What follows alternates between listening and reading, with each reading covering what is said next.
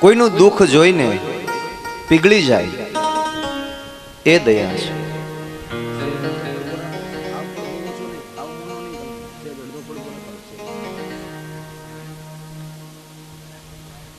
આ દયા છે. ધર્મનું બીજું લક્ષણ એનું નામ છે દયા. જીવનમાંથી નિર્દયતાનો નાશ કરવા. ધર્મનું ત્રીજું લક્ષણ તપસ્યા.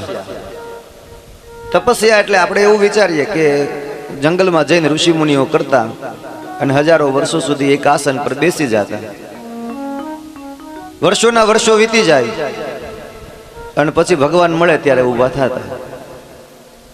અને આપણે આપણી ભાષામાં તપસ્યા કહીએ છીએ, પણ ધર્મ એને એમ કહે છે કે એ તપસ્યા એ યોગીઓની સાધના છે, એ યોગ સાધના છે. પણ સંસારીઓ માટે તપસ્યા કઈ?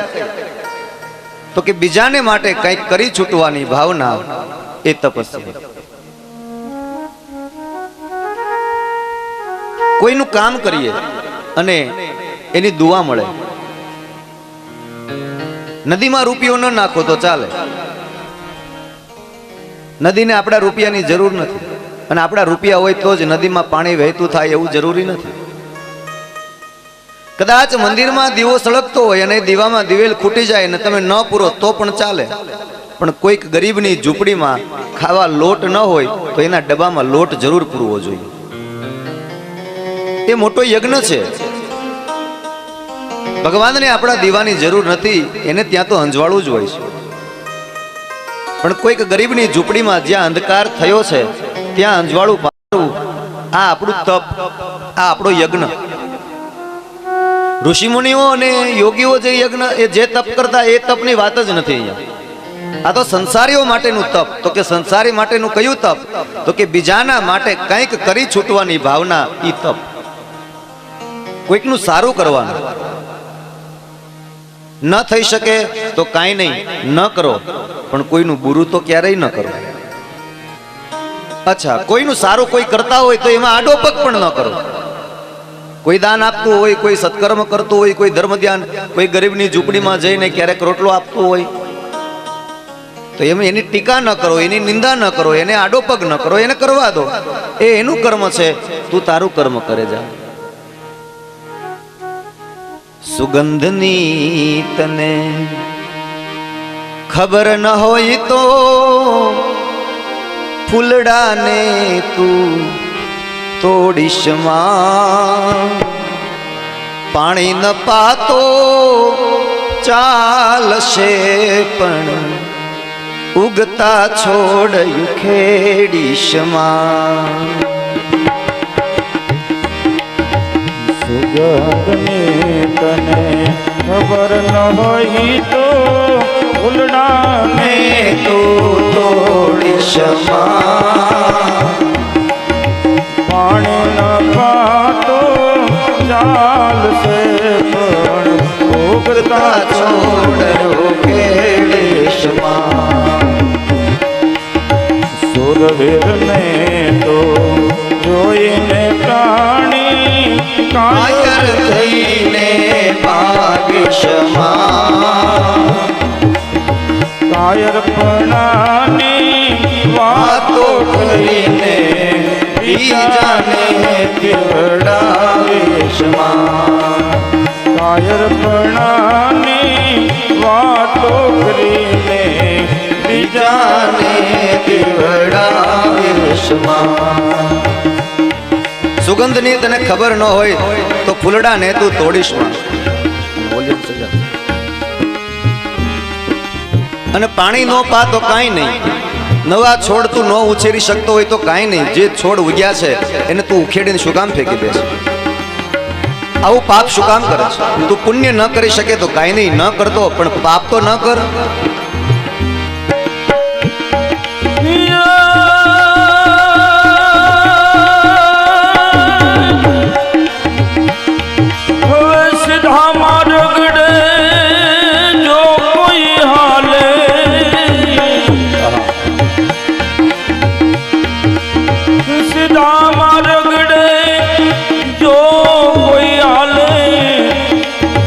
માર્ગ અવળો બતાડી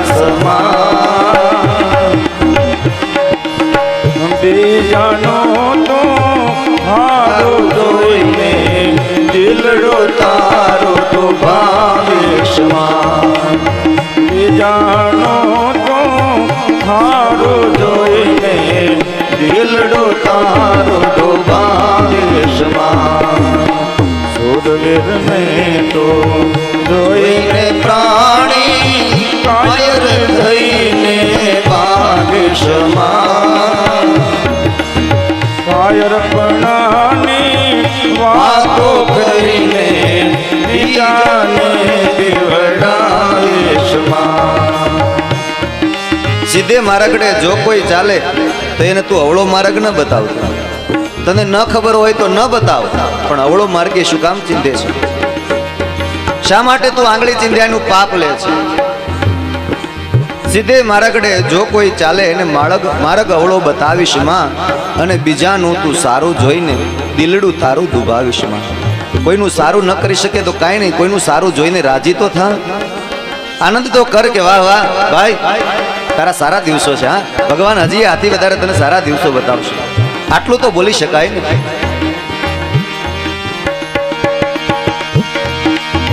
હવે હરિના ભજનમાં જઈને પ્રાણી આવા હરિના ભજનમાં એ જ જઈને પ્રાણી ઘરની વાતો ખેડીશ માં, શબ્દો સમજાવીના તાલના ટેકે માથું તારું ધોણાવીશ માં. શબ્દો સમજાવીના તાલના ટેકે માથું તારું ધોણાવીશ માં. સુરવીરને તો જોઈને પ્રાણી કાયર થઈને ભાગીશ માં. કાયરપણાની વાતો કરીને બીજાને બીવડાવેશમાં. કાયરપણાની વાતો કરીને બીજાને બીવડાવેશમાં. હરિના ભજનમાં જઈને પ્રાણી તું ઘરની વાતો ખેડીશ માં. બસ બરાબર છે, કઈ કરો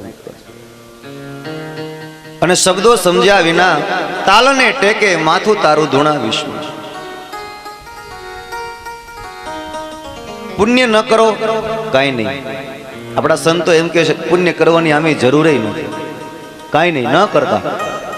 પણ જરૂર શેની છે તો કે પાપ બંધ કરવાની જરૂર છે. જો તમે પાપ બંધ કરી દો તો પુણ્ય એની મેળાય થઈ જ જાય, તમારે કરવું ન પડે, એ તરત જ પાછળ ઊભું જ હોય છે. તમે પાપ બંધ કરો એની રાહ જોવે છે. લોકો શું કરે છે કે એ આપણે એવું વિચારીએ કે પાપ કરે અને પછી થોડુંક પુણ્ય કરી લે, એટલે એમ કે પાપ આપણે કર્યું હોય ને એનું પ્રાયશ્ચિત એ પાપ ભૂસાઈ જાય. ના ના, એવું ન બને સાહેબ.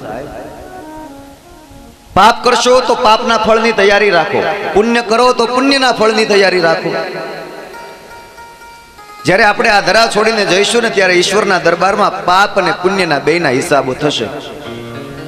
ત્યાં એવું નહીં કે ત્યાં એવી લેતી દેતી નથી થતી કે તે પાપ કર્યું હતું તો પછી તે પુણ્ય કરી લીધું એટલે એ પાપ તારું કેન્સલ. ના, એવું નથી ત્યાં બનતું.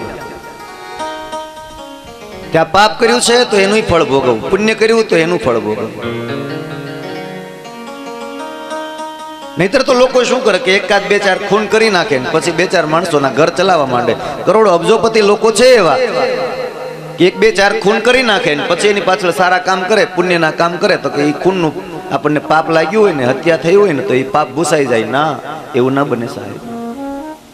આ તો એના જેવી વાત થાય કે એક ચૂલા ઉપર આપણે તપેલીમાં પાણી મૂકીએ છીએ ગરમ, નીચે તાપ સળગાવ્યો ને પાણી ગરમ થઈ ગયું, પછી એમ વિચાર આવે કે હવે એ પાણીને આપણે ઠંડુ પાડવું છે.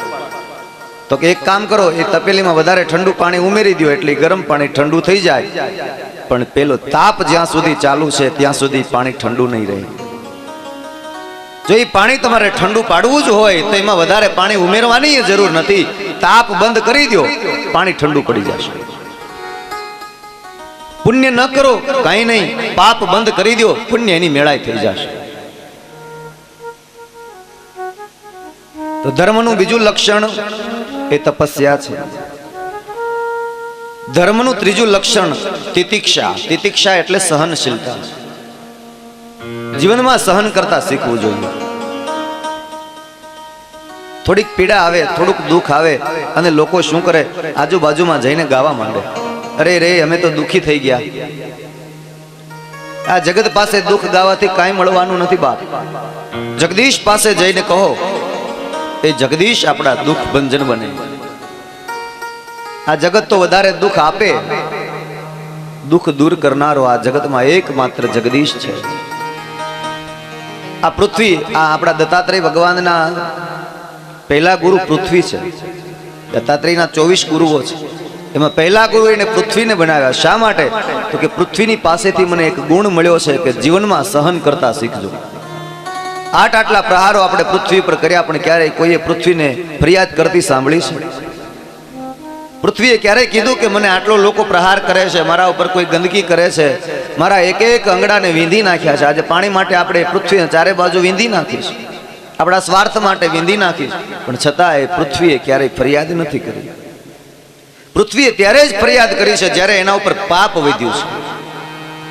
બાકી એનાથી થાય છે આપણા સ્વાર્થ માટે આપણે ગમે તેમ પ્રહારો કરીએ, પણ છતાં એ પૃથ્વી સહન કરે છે. તો જીવનમાં સહનશીલતા પ્રાપ્ત કરવી આ ધર્મનું એક લક્ષણ છે. ધર્મનું લક્ષણ દાન. પણ દાન માટે એક શરત કરી કે કુપાત્રને દાન ન આપવું, પાત્રતા જોઈને દાન આપવું. ઘણા લોકો એમ કહે છે કે ભાઈ આપણે તો આપી છૂટીએ, પછી એ પૈસાનું એને જે કરવું હોય તે કરે.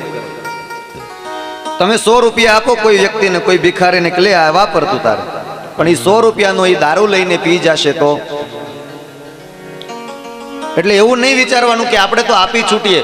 તમારી કમાણી નીતિની છે, તમારા હકની છે, અને તમે તમારા મહેનતથી કમાઈને લઈ આવ્યા છો તો યોગ્ય જગ્યાએ વાપરો, જ્યાં જરૂર છે ત્યાં વાપરો. કુપાત્રને દાન પણ ન અપાય. આપણે અગાઉ જોઈ ગયા છે, ગંગા સતી બોલીને ગઈ કે કુપાત્રની આગળ વસ્તુ ન વાવીએ પાનબાઈ. આપણું આપેલું દાન નિષ્ફળ જાય. એક નગર શેઠને ત્યાં એક ભિખારી, એક યાચક આવે છે અને કહ્યું કે શેઠ સાહેબ મને કંઈક આપો ને, મારા બાલ બચ્ચા ભૂખ્યા છે, એનું પેટ ભરવા મારી પાસે કાંઈ નથી.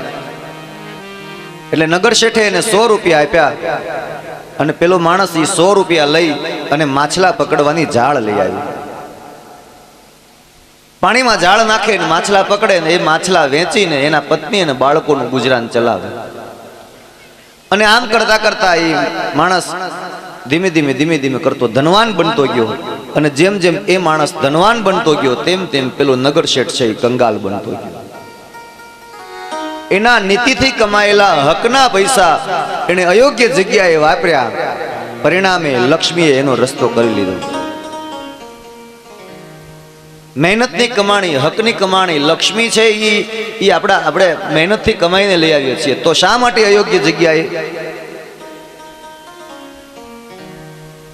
અને લક્ષ્મી મહેનતથી જ કમાવી જોઈએ. હરામની લક્ષ્મી ટકે નહીં. દાન, ભોગ અને નાશ આ 3 એના માર્ગ. અને હરામની લક્ષ્મી હોય ને, જો હરામનો પૈસો ઘરમાં આવી જાય ને તો એ આપણે નીતિથી કમાઈને ભેગો કર્યો હોય ને એને ભેગો લઈ જાય અને પછી ચારે ખૂણા હરખા થઈ જાય. અને હરામનો પૈસો હોય ને એ એમ કહે છે કે 3 જગ્યાએ જાય. એક ખાખી કોટ, એક ધોળો કોટ અને એક કાળો કોટ. આ 3ના ખિસ્સામાં જાય હરામનો પૈસો જો ઘરમાં આવે તો. ખાખી કોટ એટલે પોલીસ વાળા, ઘરેથી ભૂલી જાય, લાયસન્સ નથી ખીચામાં, રસ્તામાં મળે દંડો પછાડીને લાવ 100 રૂપિયા, સમજો કે હરામના ક્યાંકથી આવ્યા. એટલે એનો અર્થ એવો નથી કે પોલીસ વાળા હરામનું ખાય છે, એ એની ફરજ બજાવે છે. ભૂલ તો આપણી છે. એટલે ખાખી કોટ એટલે પોલીસ વાળાનો, ધોળો કોટ ડોક્ટરનો. વારા ઘડીએ દવામાં પૈસો જાય તો સમજવાનો કે આ હક વગરનો હતો, આપણે નીતિથી નહીં મેળવ્યો હોય, ક્યાંકથી હરામનો આવ્યો હશે, ક્યારેક ઓછી મહેનતને વધારે મળ્યું હશે, આવું બન્યું હશે. તો ધોળો કોટ એટલે ડોક્ટરના ખિસ્સામાં જાય અને કાળો કોટ વકીલના ખિસ્સામાં જાય. એવા કોર્ટ કચેરીના કેસમાં ફસાઈ જઈએ ને વકીલ એમ કે 50,000 રૂપિયા ફી થાય, સમજો કે આપણે ક્યાંકથી અણહકનું લીધું હતું. નહીતર મેં કીધું એમ કે ઓછી મહેનત અને જાજુ મળ્યું હોય. હું એક દિવસ તમારે ત્યાં યજ્ઞ કરાવું અને મારી 1100 રૂપિયાની મહેનત હોય ને તમે મને 500 વધારે આપી દો, તો એ 500 વધારાના મારી મહેનત વગરના જ કહેવાય. જેટલી મારી મહેનત એટલું મને મળે, એ મારા લાભનું. બાકી મળે ખરું, પણ એ રસ્તો કરી લે ખરા, એની મેળાય માર્ગ કરી લે. જેટલી આપણી હકની કમાણી છે એ જ આપણી પાસે ટકે, બાકી ન ટકે.